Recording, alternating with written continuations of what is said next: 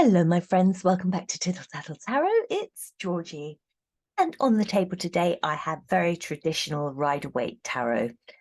Because I am dealing with a very traditional man, somebody who I've been asked to read about, but I really didn't know how to tackle this gentleman. We're talking about Winston Churchill.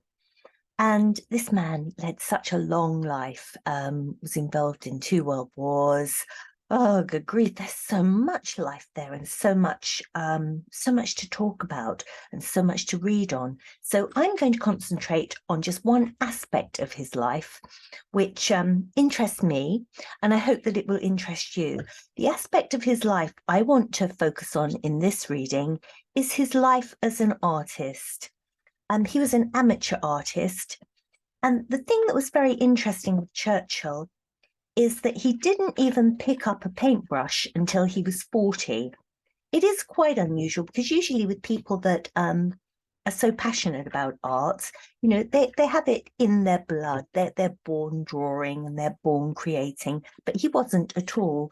There was nothing in his childhood that suggested that he was ever interested in anything to do with art. And it wasn't until he was 40, and believe it or not, he was 40 in 1915, which to me, it just seems incredible, you know, 40 in 1915. And it was during the First World War. And he was surrounded by all the death of the war and the destruction, dreadful, dreadful war. And he was forced to resign as First Lord of the Admiralty after a disaster in Gallipoli. And he went home, he'd been discharged, and I think he was terribly depressed. Churchill used to say that he had black dog days, and I should think these black dog days would go on and on and on. And this was his depression. So he was discharged of his post. And that's when he picked up a paintbrush and paintbrushes. So I want to do a Celtic cross just purely about Churchill's artistic life and just see what energy we can pick up from Winston Churchill and his love of oil painting in particular.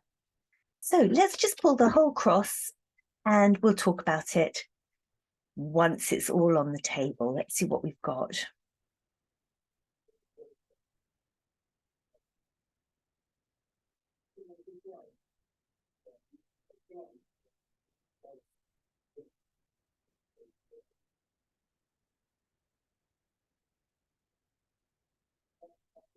Oh, I'll take 2. I pulled over 2 there, so I'll take 2 there.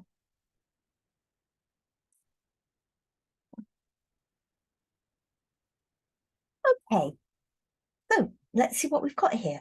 The very heart of the situation, the lovers. So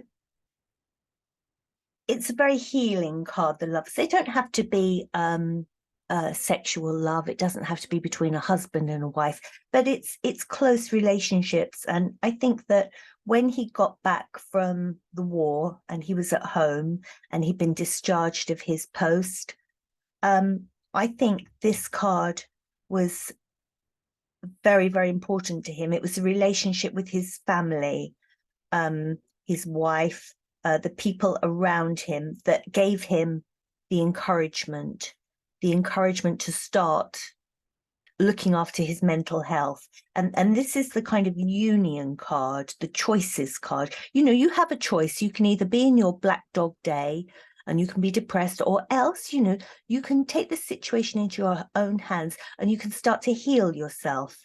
And I think, see this as the choice to the joy, the yellow, the choice of bringing happiness into his life, as opposed to just dealing with the black dog days. And so this lover's card right at the center of everything, changing his whole opinion, changing his attitude by painting, and using that as like a healing energy of the lovers. And who crosses this? The Empress. I believe that would be his wife. That very much that loving woman, again, this yellow here, the woman, the Empress, all 4 queens, you know, she would be extremely loving to him, very grounded woman, but not afraid to speak her mind and say, look, Winston, you've got to do something about this. You've got to, start handling this depression, but also very passionate for him and passionate for what he could do. So this was the encouragement, very, very, very central, his wife. And at the top of everything, well, you've got that give and take, that reciprocity. And I think, this was his way of giving back to himself. He'd given so much during the war. He'd given so much of himself. He'd been very driven, very, very full on, work. And now you get the balance, as I say, that even give and take. Now it's time to put some energy into himself so that he can be a better man, so that he can be more balanced. So that was very much at the top of it, this healing, giving time. And I don't see this as reciprocity in, giving to other people particularly, but giving himself what he needed to heal and be more grounded and be a better person. Because at the bottom of all this, it was war. This is what had caused the whole situation. He was he was the first Lord of the Admiralty, and it was all during this dreadful, dreadful First World War. He'd seen good men dying and the most awful destruction, and so this was always at the foundation of everything, always at the foundation. And I think that when he took up painting, before that, the Wheel of Fortune, he was on top of his wheel before the Gallipoli incident. I'm not quite sure what happens. If you're a historian or you love all the history of the war, then you will know. But I know that it involved Gallipoli, and it was something that he fell on his sword over, and he took full responsibility, which sort of says something about his character. A lot of people, when things are going good, oh, great, thank you. When things go bad, they don't take responsibility. Churchill did. But before he lost his job, he was very much on the Wheel of Fortune, very much at the top of his wheel, a career person in the Navy, would it have been? Whatever, I don't know. But a career person, doing extremely well. And then, this happens, and it's almost like a big attack on him. The Knight of Swords is like coming out of the blue, and something very harsh with words, very fast action. And this is like the whole thing with Gallipoli and everything. No, you're out now. Snicker snack, just get rid of him. You're now dismissed, you're discharged. And that's that Knight of Swords energy in the future. And this is what happened. So, this is all the background of how he came to be painting. And how did he feel when he got back home to England and he's starting to paint, and he's taken this advice, he needs to deal with these black dog days. Temperance, it just brought about him this soothing balm. And there you have this card here, that give and take. And this is sort of give and take, and it brings out something in him that hadn't been allowed to be brought out before. He'd been too busy fighting, and in his military career, everything going very well. And it wasn't until everything went wrong, which is often what happens in life, and saying, no, you're off, snicker-snack, we don't want you anymore, you're just discharged now for this error. It wasn't until then that, the temperance could come in. This is the lifesaver. The painting is his therapy. It's that cooling balm on a depression, because I think he suffered with depression throughout his life. And I think the paint box was a way of healing himself. And, other people being his family, I would say that's who mattered to him. So I had this, and I pulled over 2 cards for how other people saw it. And by other people, I mean those closest to him. The Hierophant, very much bringing out the best in someone. The Hierophant is, and it's quite regimented. So I would imagine that Churchill had his little regime about how he painted. I can imagine that he would have been being a military man, being very military, you know, all the colours are in order.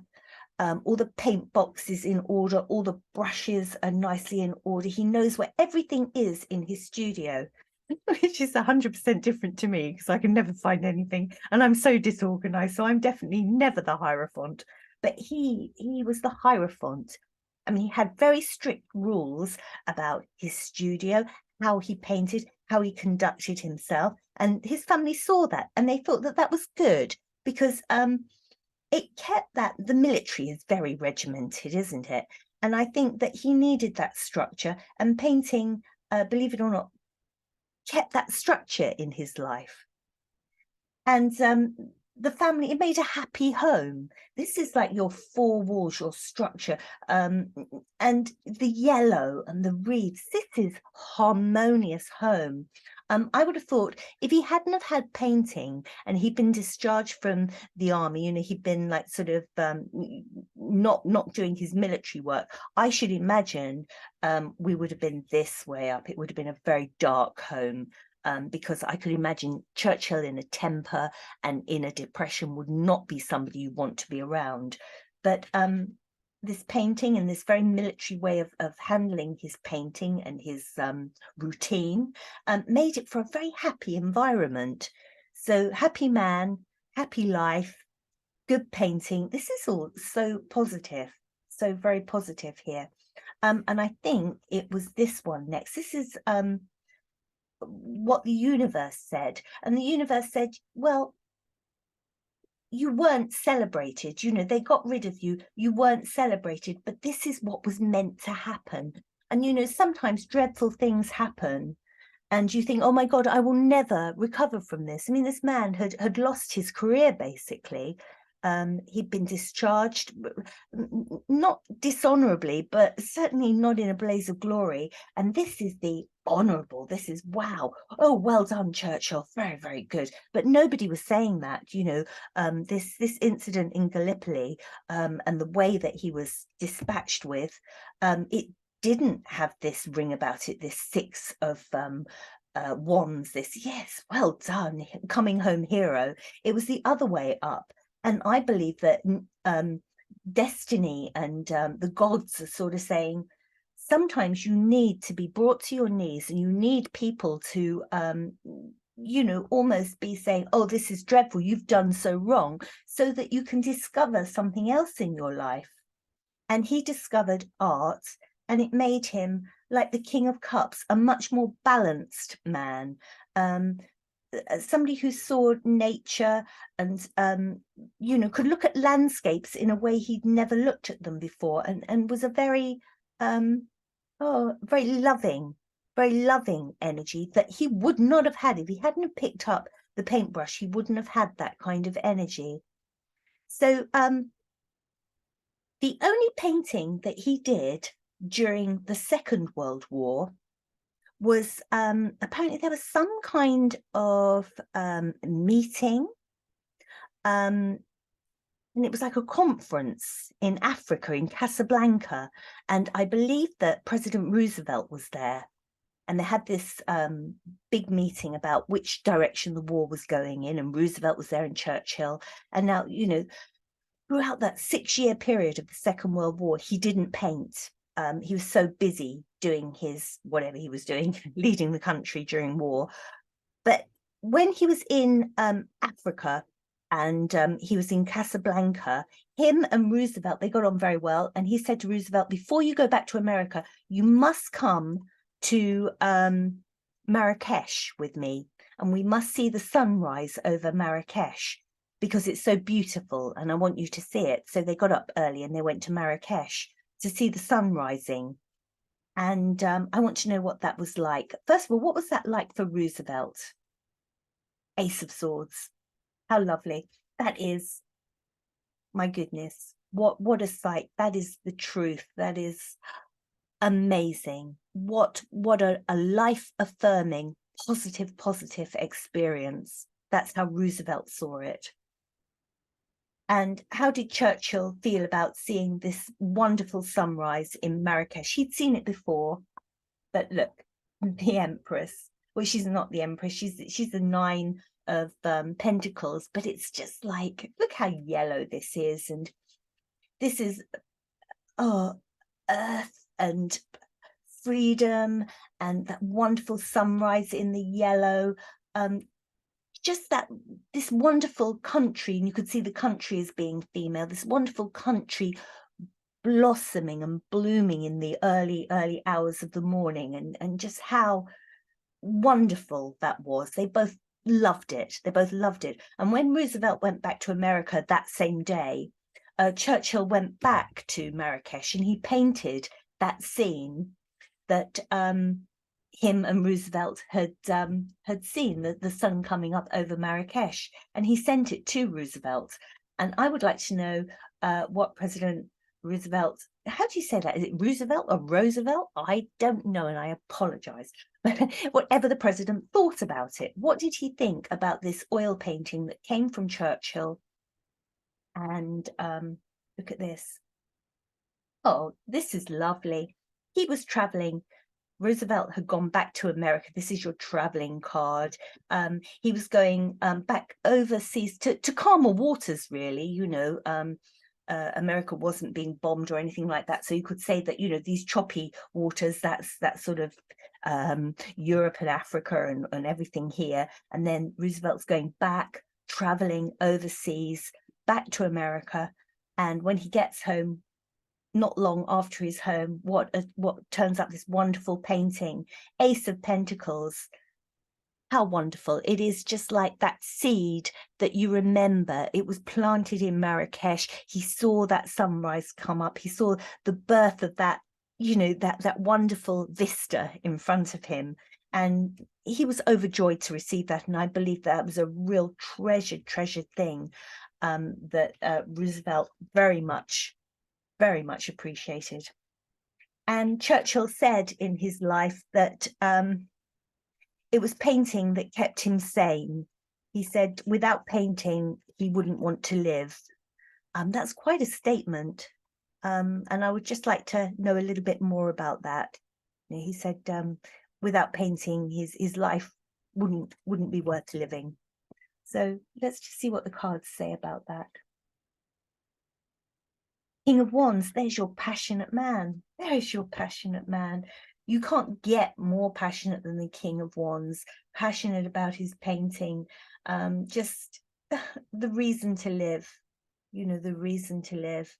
And let's just have one more look right at the very center, the very center of all of this, Churchill and painting, and how it impacted on his life.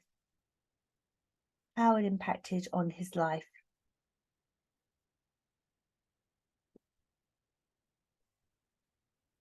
I think that this is saying that his life was full of depression, the sleepless nights. You can imagine, you know, the Second World War, everything around there, the responsibility on him, those sleepless nights, decisions.